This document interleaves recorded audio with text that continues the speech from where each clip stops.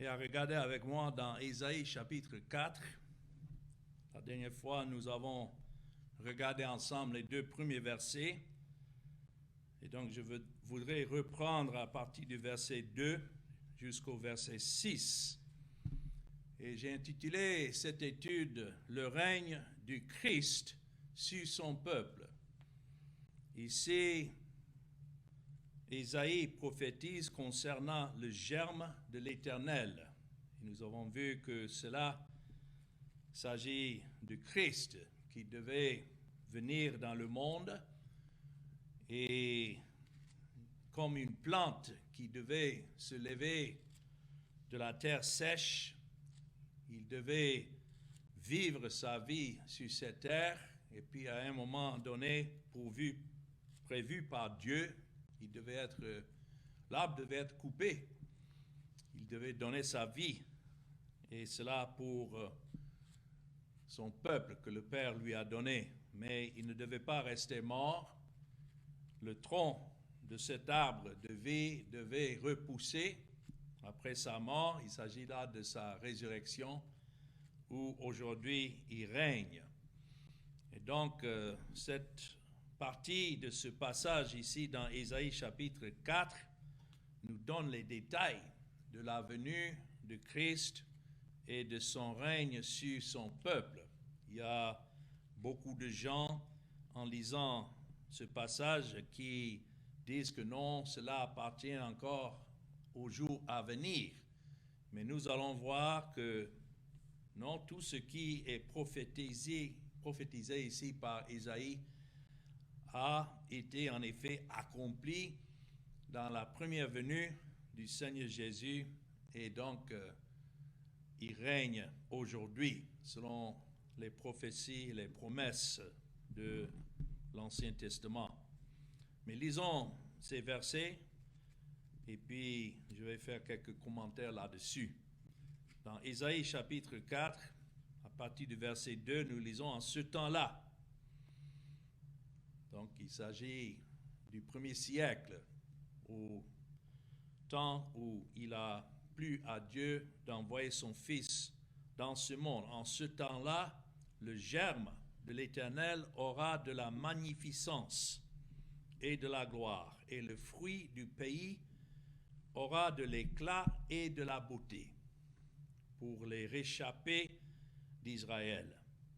Et les restes de Sion, les restes de Jérusalem seront appelés saints. Quiconque à Jérusalem sera inscrit parmi les vivants. Après que le Seigneur aura lavé les ordures des filles de Sion et purifié Jérusalem du sang qui est au milieu d'elle par le souffle de la justice et par le souffle de la destruction. L'Éternel établira sur toute l'étendue de la montagne de Sion et sur ces lieux d'assemblée une nuée fumante pendant le jour et un feu de flamme éclatante pendant la nuit, car tout ce qui est glorieux sera mis à couvert.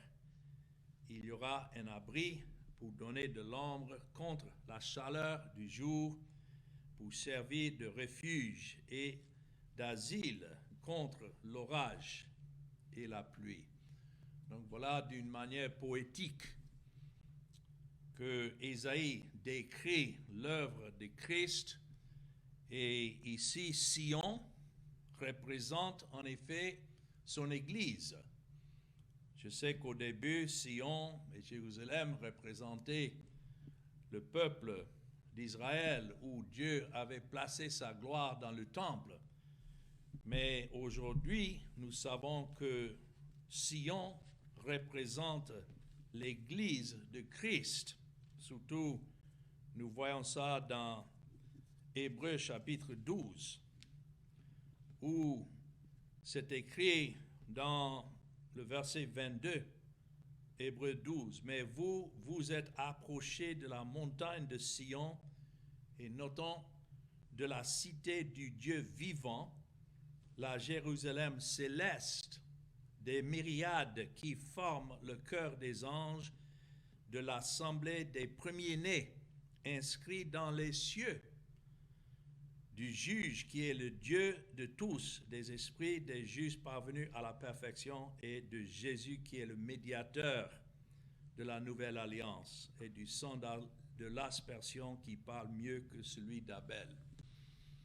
Donc, ce qui était prophétisé concernant Jérusalem et de Sion, et ce que nous lisons ici de la manière que Jérusalem devait être lavée des ordures et que la justice devait être établie, tout cela représente l'œuvre de Christ qu'il a accomplie lorsqu'il est venu. Et c'est effectivement sur ce mont Sion, de Sion, qu'il a accompli son œuvre en donnant sa vie en sacrifice pour le peuple que Dieu lui avait donné. Donc, la première des choses que nous pouvons dire concernant le gouvernement de Christ et son règne sur son peuple, c'est que c'est marqué par la sainteté. Voilà ce qui est écrit concernant les restes de Sion. Vous voyez ça dans le verset 3. Qui sont les restes? Que représentent les restes? Ça représente ceux que Dieu a élus dans sa grâce de parmi le peuple d'Israël, mais aussi, il faut dire, parmi le monde, parce que maintenant, Jérusalem, où le véritable Israël est conçu et fait des pécheurs que Dieu a choisis de toute race, de toute langue. Voilà la Jérusalem céleste, comme nous avons lu dans Hébreux 13. Leurs noms sont inscrits dans les cieux. Où est-ce que ces noms sont inscrits? C'est dans le rouleau de vie de l'agneau qui est venu et qui a été immolé. Donc, ce qui est typifié ici dans l'Ancien Testament sous forme d'image est maintenant accompli dans l'œuvre de Christ pour ceux que Christ est venu sauver. Et ceux-là, comme c'est écrit dans le verset 3, seront appelés saints. Ça, c'est ce que la Bible appelle ceux qui ont été justifiés et sanctifiés par le Seigneur Jésus-Christ. Nous savons que personne n'est saint en elle-même, mais que la sainteté qui représente la sainteté de Christ et qui répond à la sainteté de Dieu, voilà ce qui est la sainteté de ceux qui sont, comme c'est décrit ici, les réchappés d'Israël ou les restes de Jérusalem. Cela représente les élus de Dieu, que Dieu lui-même a fait réchapper et préserver. Rappelons-nous que Ésaïe était en train d'annoncer le jugement certain du pays d'Israël par Nebuchadnezzar et les Babyloniens. Mais voici la promesse que Dieu donnait à travers Ésaïe, que ce n'était pas tous qui devaient mourir ou être détruits, que Dieu devait préserver, comme nous avons vu dans le verset 2, un germe. Cela veut dire une postérité qui est Christ, la postérité de David, de Judas, pour qu'il vienne au moment déclaré par Dieu lui-même et qu'il accomplisse toutes choses qui ont été écrites de lui dans les prophéties, les promesses, les types et tout. Donc, ici, c'est en contraste avec les filles pécheresses de Sion que nous avons vues à la fin du dernier chapitre, ce qui représentait la fausse religion qui existait à ce temps-là en Israël. Et quoique pour un temps on regardaient ces filles pécheresses comme étant belles et on les appelait attirantes, on les appelait à la mode et pourtant on ne pouvait pas les appeler saints. C'est comme des gens aujourd'hui qui représentent la religion, qui s'habillent bien dans leur religion et ils ont de vêtements précieux comme c'est écrit dans le dernier chapitre 3, le verset 22, les larges tuniques, les manteaux et les gibecières, les miroirs, les chemises fines. Tout cela représente la propre justice, si vous voulez, des gens dans la religion qui s'imaginent que c'est ça qui leur donne de l'importance devant Dieu. Mais en tout cela, rien ne peut satisfaire à la sainteté de Dieu. C'est pourquoi il nous faut, en tant que pécheurs, une sainteté qui répond à la loi et la justice de Dieu pour que nous puissions être appelés saints. Ici, quand c'est écrit, ils seront appelés saints. Cela veut dire que cette œuvre de sainteté que Christ devait accomplir était encore future. Dans l'Ancien Testament, à travers les sacrifices, les péchés de ceux qui appartenaient au Seigneur étaient couverts, mais non pas enlevés. Pour que ceux-là soient appelés saints, c'était nécessaire que Christ vienne et qu'il accomplisse cette sainteté. Et nous savons alors que c'est lorsqu'il a vécu sa vie et qu'il a donné sa vie à la croix que à ce moment-là, Dieu a déclaré juste. Voilà la signification du mot saint.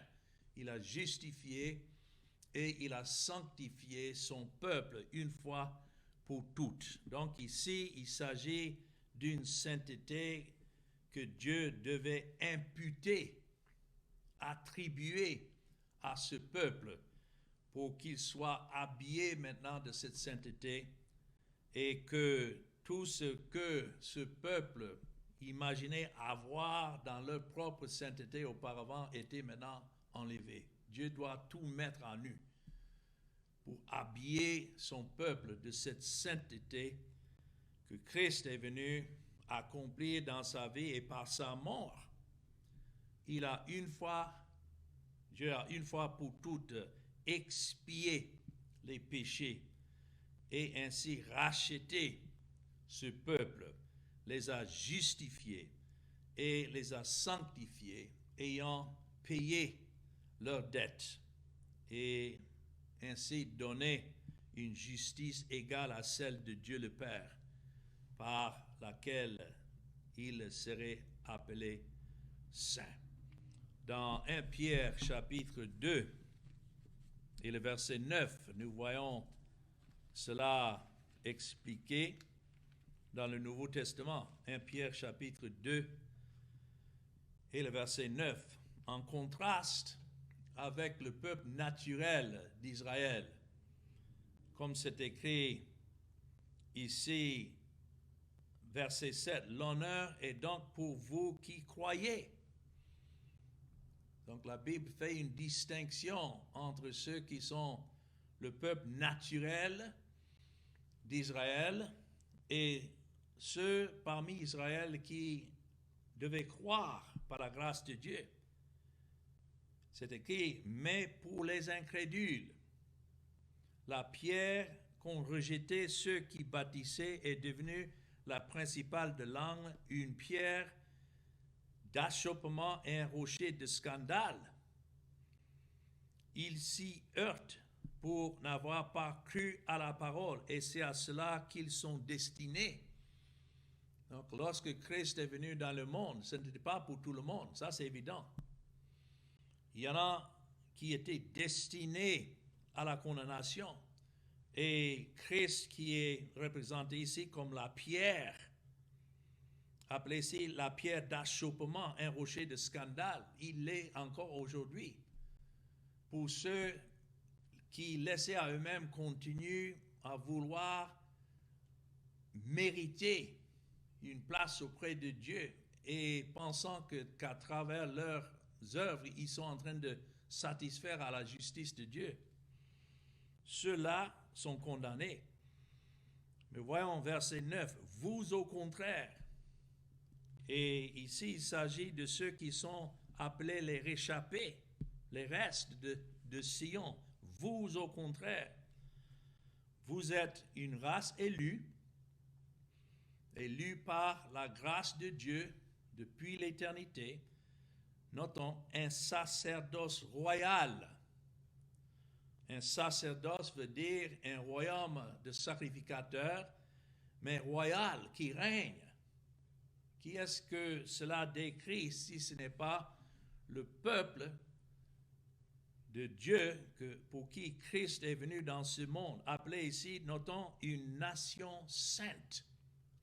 Ce n'est pas parce que ce peuple a une sainteté en lui-même, mais ici, il s'agit d'une sainteté qui est le fruit de l'œuvre de Christ, qu'après avoir accompli cette œuvre à l'égard de ce peuple, cela a été imputé, mis au compte de ce peuple.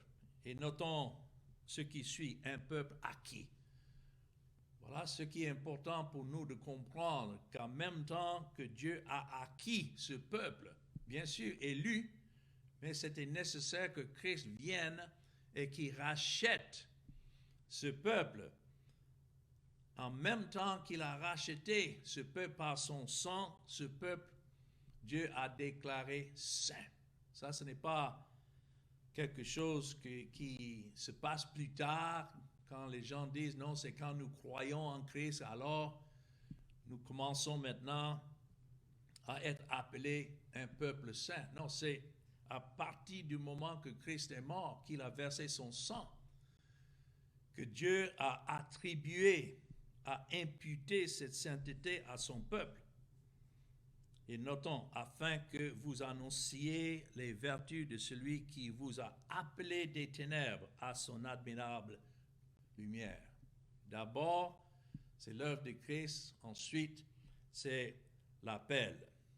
Et puis, le verset 10 nous dit, vous qui autrefois n'étiez pas un peuple et qui maintenant êtes le peuple de Dieu, vous qui n'aviez pas obtenu miséricorde et maintenant vous avez obtenu miséricorde.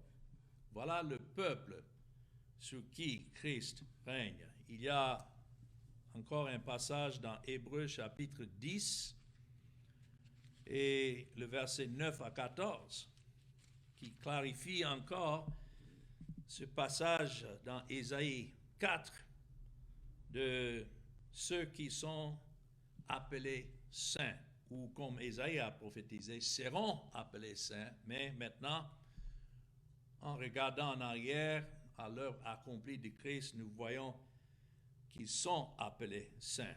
Hébreux chapitre 10, à partir du verset 9, c'est écrit, il dit ensuite, « Voici, je viens pour faire ta volonté. » Ce sont les paroles de Christ lui-même, décrites dans l'Ancien Testament.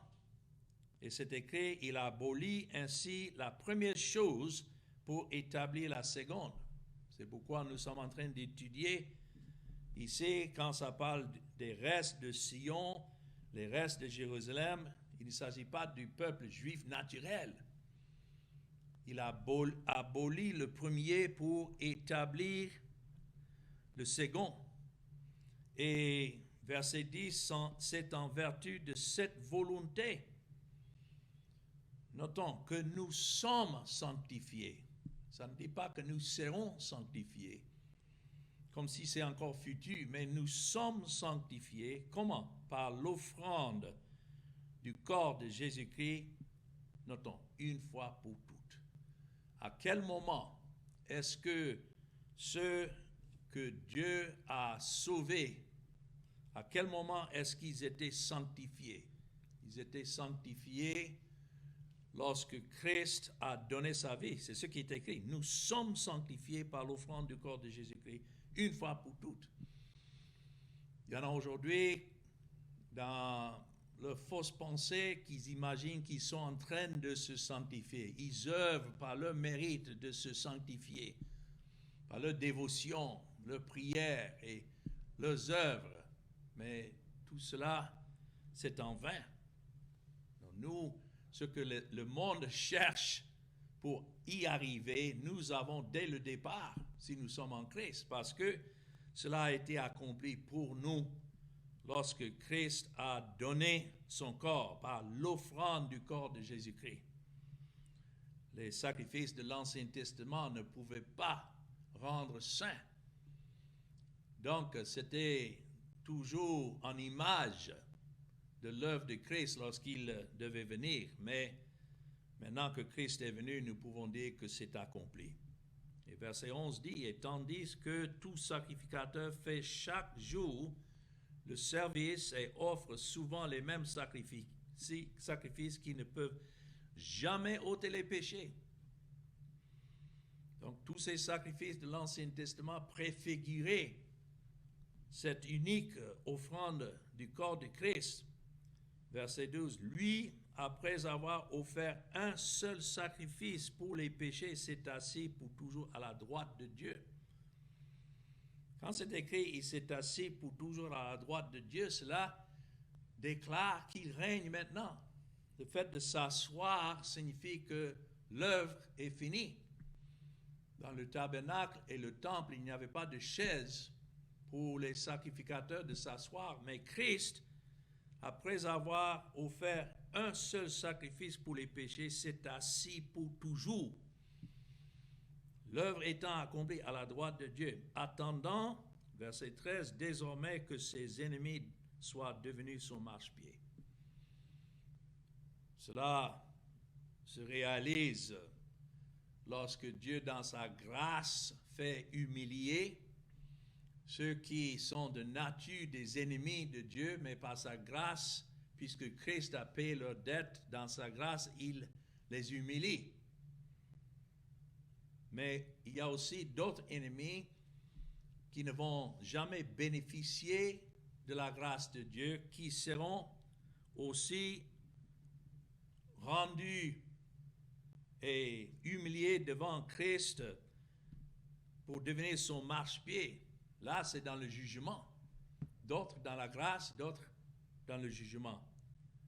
Mais voilà le verset 14. « Car par une seule offrande, il a amené quoi? À la perfection. » Voilà la sainteté. Pour toujours, ceux qui sont sanctifiés, déclarés justes. Alors, nous revenons ici dans mon texte, dans Ésaïe chapitre 4.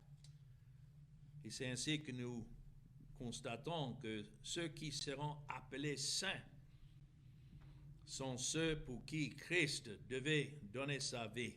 Et ils sont marqués alors de cette bénédiction distinctive et appelés ici les filles de Sion. Notons dans le verset 4, après que le Seigneur aura lavé les ordures des filles de Sion et purifié Jérusalem du sang qui est au milieu d'elle par le souffle de la justice et par le souffle de la destruction. Ce que Christ a accompli, c'était un acte de justice qui a une fois pour toutes purifié les filles de Sion, les véritables filles de Sion, c'est-à-dire le peuple de Dieu et la femme qui représente l'Église pour qui Christ est venu dans ce monde. Le mot saint ne signifie pas, comme beaucoup imaginent aujourd'hui, ceux qui sont super spirituels. Ça ne signifie pas non plus la perfection dans cette chair. Nous n'en avons pas. Et il y en a qui ont cette idée d'eux-mêmes qui sont plus spirituels que d'autres. Mais cela ne représente pas la sainteté devant Dieu. Si nous avons la sainteté, c'est en Christ et Christ seul. Alors, nous avons dans les versets 4 à 6 de mon texte les caractéristiques donc de cette société, de ce peuple où règne le germe de l'Éternel. Et je veux insister encore, il règne maintenant. Tout ce que nous sommes en train d'accomplir, de voir ici, a été déjà accompli en Jésus-Christ. Ça ne parle pas ici d'un règne futur, comme beaucoup aujourd'hui prophétisent que non, Christ doit revenir et reprendre son œuvre parmi les Juifs, la nation juive. Il va régner encore à Jérusalem, le temple sera reconstruit. Tout ça, c'est de la folie et la fantaisie. Donc ici, c'est clairement en train de décrire l'œuvre que Christ a accomplie à sa première venue. Donc, lorsque ça parle ici d'avoir les ordures lavées dans le verset 4, c'est quand encore le germe de l'Éternel devait pousser, qui devait en même temps régner, et sous son règne, il devait avoir cette purification. C'est un nettoyage net qui devait venir pas des hommes, mais par l'œuvre de Christ. C'est le sang de Christ qui nous purifie. Et donc, c'est ainsi que Christ, par son sang, Dieu a purifié sa Jérusalem, cette ville, cette cité céleste, et a rendu son peuple pur. Ici, le péché est représenté, quand c'est écrit les ordures dans le verset 4, c'est l'excrément. Effectivement, c'est ce que le péché est dans nos vies. C'est le vomissement, si vous voulez, devant Dieu. Mais, et donc ainsi, c'est une souillure abominable. Mais c'est pourquoi Christ est venu, afin de donner sa vie. Rien à part le sang de Christ ne peut purifier le pécheur. Donc, c'est Christ qui a aimé ce que le Père lui a donné et a lavé ce peuple de son propre sang. Et c'est ainsi qu'il en a fait d'eux un royaume de sacrificateurs pour Dieu et pour son Père. Dans le livre d'Apocalypse, chapitre 1, et le verset 6, nous voyons ce que Ésaïe a prophétisé devait arriver. Nous voyons cela accompli dans la personne de Christ. Jean, qui était un des apôtres de Christ, après que Christ est remonté au ciel, ici, dans Apocalypse, c'est la révélation de Jésus-Christ, comme nous voyons dans le verset 1. Apocalypse ne concerne pas les temps, les saisons, comme les gens prétendent que ce sont des choses encore à venir. Il a testé ces choses concernant les temps présents où Jean lui-même était encore en vie et qu'il annonçait le témoignage de Christ à ceux qui vivaient encore dans le premier siècle. Voilà le sujet du livre d'Apocalypse, comme c'est écrit dans le premier verset, révélation de Jésus-Christ. Ça ne dit pas révélation des temps et des saisons, non, révélation de Jésus-Christ que Dieu lui a donné pour montrer à ses serviteurs, notons, les choses qui doivent arriver bientôt. Il y a plus de 2000 ans qui sont passés depuis qu'il a écrit cela, mais en particulier, ce livre a été écrit aux églises du premier siècle, les 7 églises qui sont mentionnées. Les églises n'étaient pas nombreuses, mais quand même, ces assemblées représentaient les élus et les restes dont nous sommes en train de lire ici dans Isaïe 4. Mais le message qui leur a été donné, nous voyons dans le verset 5, est de la part de Jésus-Christ, le témoin fidèle. Tout le monde veut parler de leur témoignage fidèle. Non, il n'y a qu'un seul témoin fidèle, c'est Christ. Notons, le premier-né des morts et le prince des rois de la terre. Ce titre démontre déjà que ce Christ règne maintenant. Aujourd'hui, il a tout accompli, monté au ciel où il est assis à la droite de la majesté divine et il règne. Nous n'attendons pas ceux qui reviennent encore à la terre pour régner. À celui, notons, qui nous aime, qui nous a délivrés de nos péchés. Comment? Par son sang. Voilà ce qui est décrit ici dans notre texte. Comment les ordures des filles de Sion ont été purifiées du sang qui est au milieu d'elles. Le sang que nous avons mérité le jugement de Dieu, mais il a purifié ce peuple. Et ça par le sang de Christ, à celui qui nous aime, qui nous a délivrés de nos péchés par son sang, et notons, et qui a fait de nous un royaume de sacrificateurs pour Dieu, son Père. À lui soit la gloire et la puissance au siècle des siècles. Amen.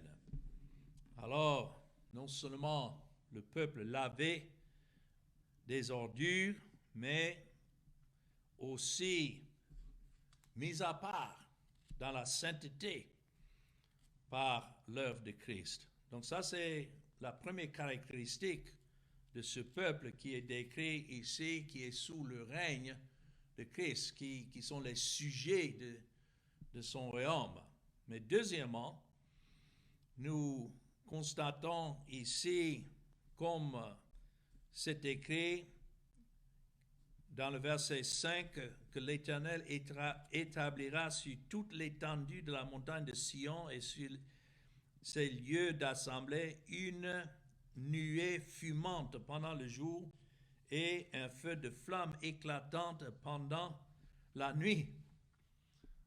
Nous savons que cela était l'image du tabernacle où la présence de Dieu se représentait par la fumée pendant le jour et le feu flamboyant pendant la nuit. Et maintenant, c'est représenté dans la personne du Seigneur Jésus-Christ. C'est pour nous dire que lorsque le germe de l'Éternel aura accompli tout ce qu'il devait accomplir pour le salut de son peuple, que sa présence, la présence de Dieu sera avec ce peuple exactement comme la présence de Dieu était avec le peuple d'Israël dans le tabernacle et dans l'Ancien Testament. Voilà l'exemple que nous avons des images. La nuée représente Christ, le feu flamboyant la nuit représente Christ. Nous savons cela parce que dans Jean chapitre 1 et le verset 14, d'abord, Jean commence dans son évangile, dans le premier verset, au commencement était la parole, et la parole était avec Dieu, et la parole était Dieu. Donc nous avons clairement déclaré qu'il y a le Fils de Dieu qui est Dieu lui-même. Il est la parole, il était au commencement avec Dieu et était Dieu. Mais maintenant, verset 14, et la parole a été faite chair. Et notons, elle a habité parmi nous. Ces mots habiter, ce mot habiter signifie tabernacler. Il est devenu le tabernacle de Dieu parmi nous. Et ici, c'est écrit plein de grâce et de vérité. Et nous avons contemplé sa gloire. Cela se réfère encore dans l'Ancien Testament, dans Exode, chapitre 13, où il y avait cette colonne de nuée pendant le jour et une colonne de feu pendant la nuit. C'est ainsi que Dieu a manifesté sa gloire dans l'Ancien Testament, mais c'est de la même manière que Dieu a manifesté sa gloire en son Fils. Bien sûr, une gloire cachée, parce que c'était caché dans la chair. Les gens n'ont pas pu voir une lumière qui brillait autour de Christ lorsqu'il marchait par-ci, par-là. Mais néanmoins, en lui est représentée la gloire de Dieu. Et Jean le dit, une gloire comme la gloire du Fils unique venu du Père. Donc, comme la colonne de feu devait éclairer les enfants d'Israël et les guider dans leur passage à travers le désert pendant la nuit, Christ est cette lumière pour son peuple, sur qui il règne.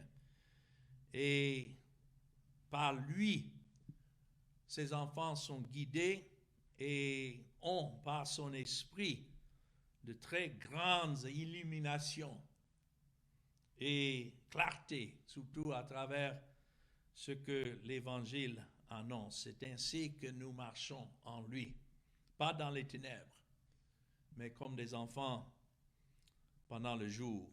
Et c'est Christ qui est le représentant de la présence de Dieu avec nous, comme c'est écrit là. C'est écrit, revenant dans mon texte, qu'il y aura, verset 6, un abri pour donner de l'ombre contre la chaleur du jour. Le mot abri là représente une tente. Et encore, c'est le mot tabernacle. On peut lire ça de cette manière. Il y aura un tabernacle pour donner de l'ombre contre la chaleur du jour, pour servir de refuge et d'asile contre l'orage et la pluie. Voilà ce que Christ représente pour son peuple. Il est ce tabernacle et c'est en lui, par la grâce de Dieu, que son peuple vit et que son peuple est préservé de la chaleur du jour. Quelle est la chaleur du jour? Ça peut représenter la loi. Qu'est-ce qui nous préserve des condamnations de la loi et de la justice de Dieu? C'est Christ qui est cet abri, sa personne et son œuvre. Et donc tout ce que Dieu devait attribuer à son peuple comme pécheur, il a attribué à son Fils. Christ est devenu l'offrande du péché pour son peuple, afin que nous devenions en lui la véritable justice de Dieu. Voilà comment Christ est cette ombre dans la journée de la chaleur. Il nous préserve des menaces de la loi, ayant tout accompli. Mais il faut dire, il s'agit aussi des tentations de Satan, de ce monde, ou bien même la chaleur de nos propres chairs, parce que nous sommes toujours des pécheurs. Où est notre refuge? C'est écrit ici, verset 6, pour servir de refuge et d'asile contre l'orage et la pluie. C'est ainsi que Christ lui-même est ce refuge pour les pécheurs en qui son peuple se trouve en lui, et que nous fuyons de ce monde et des menaces de la loi et du péché pour trouver notre refuge en Christ et en Christ seul. C'est lui qui est un refuge, c'est un lieu de sécurité qui nous préserve.